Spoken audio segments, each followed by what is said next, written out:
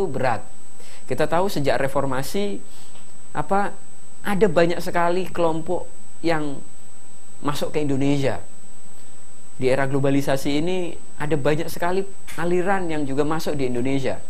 Dulu kelompok-kelompok yang keras-keras itu yang kerjaannya sweeping, yang kerjaannya menggerebek, menyerbu, yang kerjaannya mengafir-ngafirkan itu dulu sedikit sekali gitu loh. Ya. Karena mereka nggak berani melawan pemerintah Orde Baru waktu itu. Nah, sejak reformasi, kelompok-kelompok ini yang dulu tuh banyak sebenarnya pada di luar negeri, kemudian pulang, dan di Indonesia dia menyebarkan pandangan keislaman yang keras, menyebarkan pandangan keislaman yang sukanya tuh menghakimi orang lain. Bukan hanya menghakimi yang non-muslim, tapi menghakimi yang sesama muslim gitu, dengan sebutan bid'ah, kafir, sesat, dan seterusnya. Nah, ini yang ironis. Ini tantangan besar saya kira buat muslim di Indonesia. Karena menurut saya Islam pada zaman kemerdekaan, umat Islam pada zaman kemerdekaan itu bisa menjadi tali pengikat terbentuknya Indonesia. Justru karena mayoritas orang di Nusantara Islam, sehingga itu mempermudah banyak warga dari berbagai pulau yang berbeda itu untuk bersatu dalam Indonesia. Jadi Islam menjadi tali pemersatu. Nah, sekarang justru tuh kita menghadapi di mana banyak kelompok menggunakan Islam sebagai alat pemecah belah, sebagai alat provokasi agar setiap orang antar kelompok saling berkelahi. Ini sangat ironis, dan ini tantangan saya kira buat kita semua, umat Islam di Indonesia. Tantangan buat kita bagaimana agar Islam, pandangan Islam yang garis keras ini tidak diikuti atau tidak diamini oleh mayoritas umat Islam di Indonesia. Nah, salah satu caranya adalah agar pandangan-pandangan, aliran-aliran garis keras ini tidak diikuti adalah dengan melakukan dakwah tandingan. Ya, caranya misal dengan membuat website tandingan seperti NU Online gitu.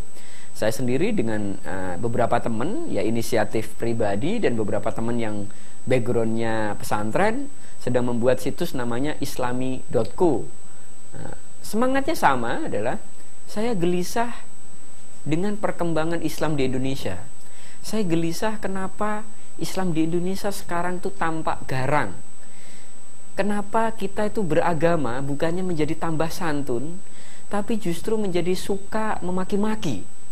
Jadi kalau kita lihat di Twitter atau di Facebook, kita menemukan banyak sekali orang, banyak sekali akun yang dia merasa membela Islam, mengatasnamakan Islam, tapi kalimatnya kasar-kasar gitu. Kalimatnya kasar-kasar, kalimatnya judgmental, suka menghakimi orang lain. Nah, ini ironis. Akan jadi seperti apa Islam di Indonesia kalau karakteristiknya seperti ini gitu. Ini sangat mengkhawatirkan. Karena kita berpuluh-puluh tahun tidak mengenal Islam yang seperti ini. Saya dari kecil di pesantren, ya justru ya, ibaratnya namanya zaman kecil itu kan ada nakalnya. Tapi kalau kita udah pakai peci, kalau kita udah pakai sarung, pasti itu ibaratnya kita tahu bahwa kita nggak boleh nakal gitu loh. Kita nggak boleh ngambil mangga tetangga ibaratnya kalau udah ini, karena itu kayak atribut. Kita mewakili atribut Islam, mewakili atribut santri, dan kalau kita sudah mewakili Islam dan mewakili santri, itu kita tidak boleh bertindak yang aneh-aneh. Kita harus santun sama orang, permisi sama orang, ngomong halus sama orang, dan ya sopan gitu. Nah, sekarang ini justru perkembangannya sebaliknya, terutama di Jakarta.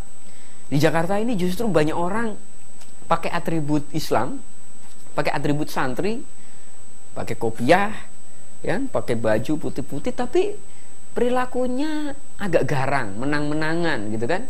Naik motor seolah-olah menang-menangan kayak gitu. Nah, juga gitu di Facebook, di Twitter banyak orang mengatasnamakan membela Islam, tapi omongannya kasar dan menang-menangan. Ini perkembangan yang ironis. Saya kira kalau Islam ke Indonesia berubah atau bergeser menjadi garis keras, itu sangat mengkhawatirkan, karena bisa menjadi seperti Pakistan Itu salah satu hal yang saya khawatirkan di Indonesia. Di Pakistan kita tahu nyaris setiap bulan itu ada masjid dibom hanya karena beda aliran. Ya mungkin karena itu udah puluh-puluhan tahun, mungkin pelakunya orang-orang yang dulu mungkin orang tuanya juga meninggal karena ditembak atau dibom, karena dendam akhirnya dia membalas. Dan itu kayak jadi lingkaran setan kekerasan yang tidak ada habisnya.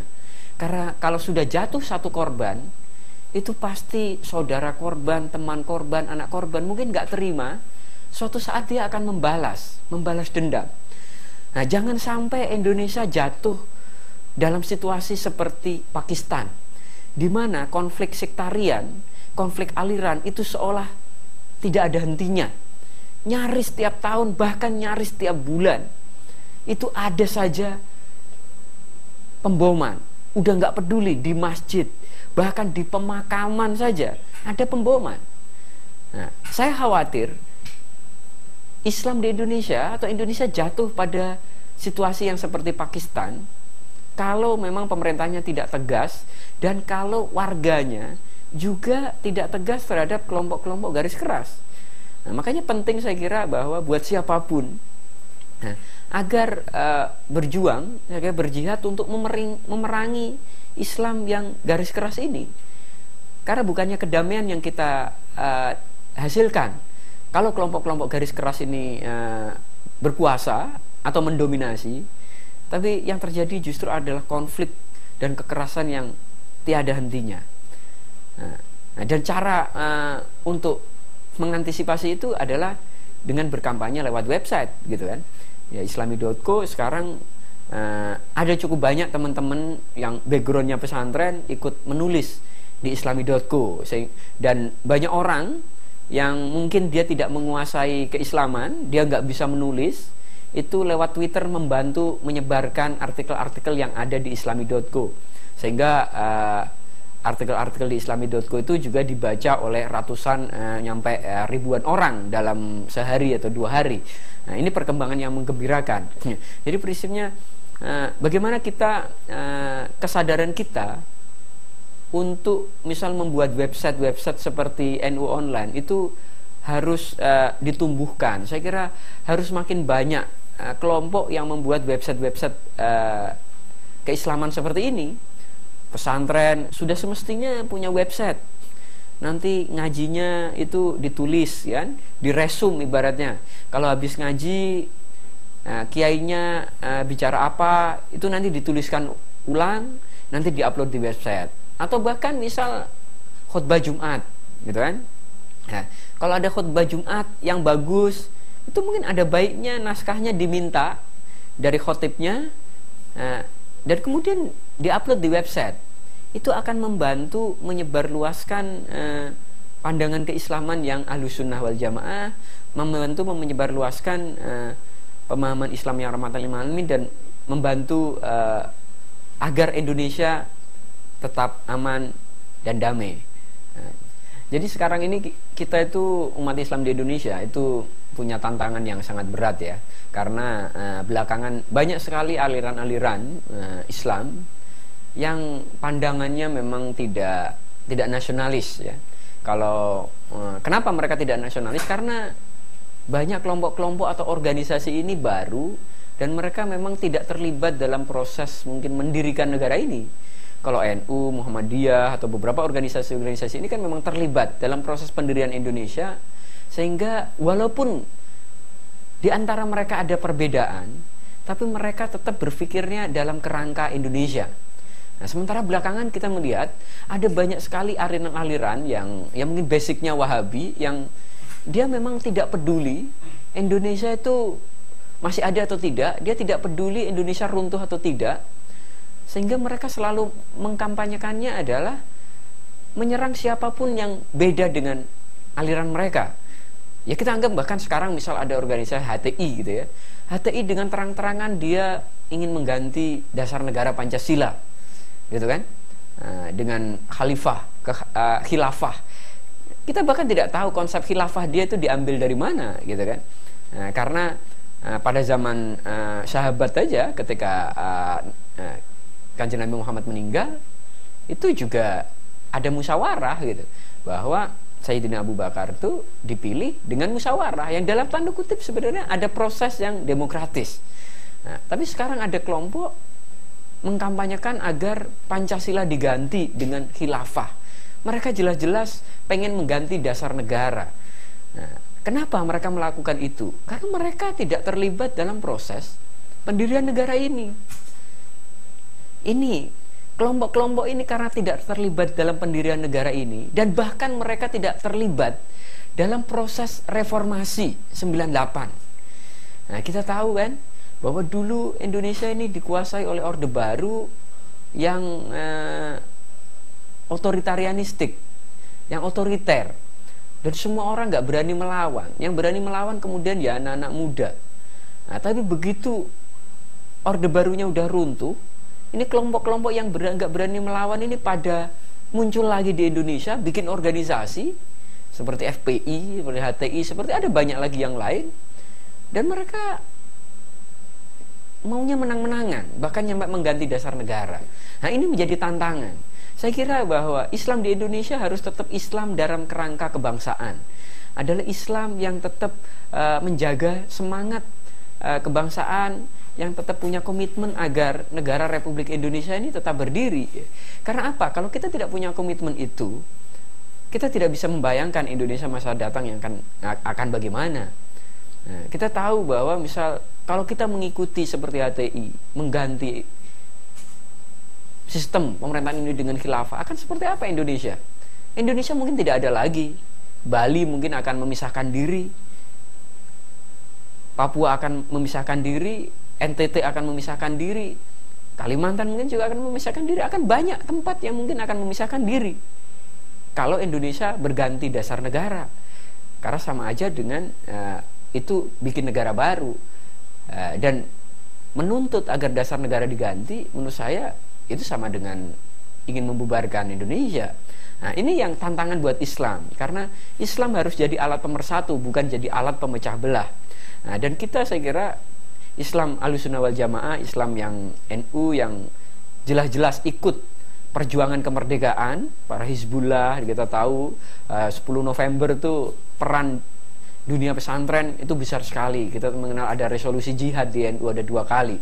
Jadi saya kira bahwa Islam dengan semangat kebangsaan ini yang harus terus kita kampanyekan dan kita hidupi di Indonesia, dan kita harus melawan kelompok-kelompok yang pandangan keislamannya merusak Indonesia, merusak kehidupan bersama.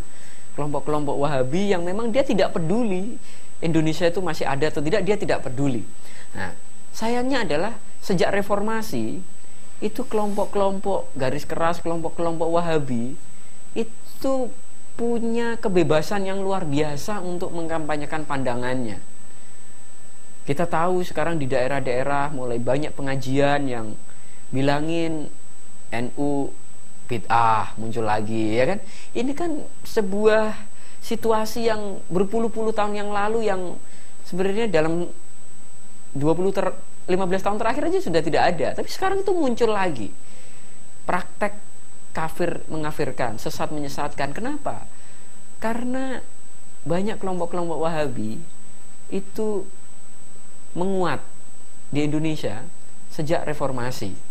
Jadi mereka memanfaatkan keterbukaan yang ada untuk melakukan kampanye, untuk menanamkan pengaruh ke masyarakat Muslim di Indonesia. Ini yang harus kita lawan. Dan saya bersyukur, saya kira masih ada beberapa yang melawan, ya NU Online, Islami.co, Sarkub.com. Itu adalah teman-teman yang punya keprihatinan jangan sampai Indonesia menjadi Wahabi, dan mereka menggunakan website, menggunakan teknologi, menggunakan internet untuk mengimbangi perkembangan Wahabi di Indonesia. Nah, kita tentu di daerah misal ada yang namanya MTA, ya kan? MTA yang ya mungkin jamaahnya banyak warga desa yang ya menurut saya nggak cukup tahu Islam, tetapi pendakwahnya itu sukanya menebar kebencian, sukanya mengafirkan, mensesatkan, membid'atkan. Ini yang kemudian menyakiti banyak warga NU khususnya di Jawa Tengah khususnya, ya, dan sebagian Jawa Timur. Nah, jadi kita harus berusaha untuk agar kelompok-kelompok ini tidak berkembang. Tetapi satu hal yang harus diingat menurut saya adalah kita tidak boleh menggunakan cara-cara kekerasan, ya. Nah, kita tahu bahwa kelompok-kelompok itu harus kita lawan, tapi kita harus ingat bahwa mereka juga manusia yang punya hak hidup. Yang kita perangi adalah pandangannya yang penuh kebencian. Kita tidak memerangi manusianya, tapi kita memerangi pandangannya, karena pandangannya penuh kebencian, penuh tendensi kebencian terhadap orang lain, dan penuh permusuhan. Itu yang harus kita perangi. Tapi orangnya, ya jangan kita perangi, karena pada dasarnya dia manusia yang dia juga berhak hidup. Nah, ini yang harus dibedakan. Kita berbeda dengan Wahabi-Wahabi ini, tapi bukan berarti Wahabi-Wahabi itu diperangi dengan kekerasan, tidak. Kita harus memerangi pandangannya. Bagaimana agar pandangan Wahabi itu tidak makin luas tersebar di Indonesia? Bagaimana agar mereka tidak bisa menyebarluaskan gagasan-gagasan kebenciannya ke makin banyak orang di Indonesia? Itu yang harus kita perangi.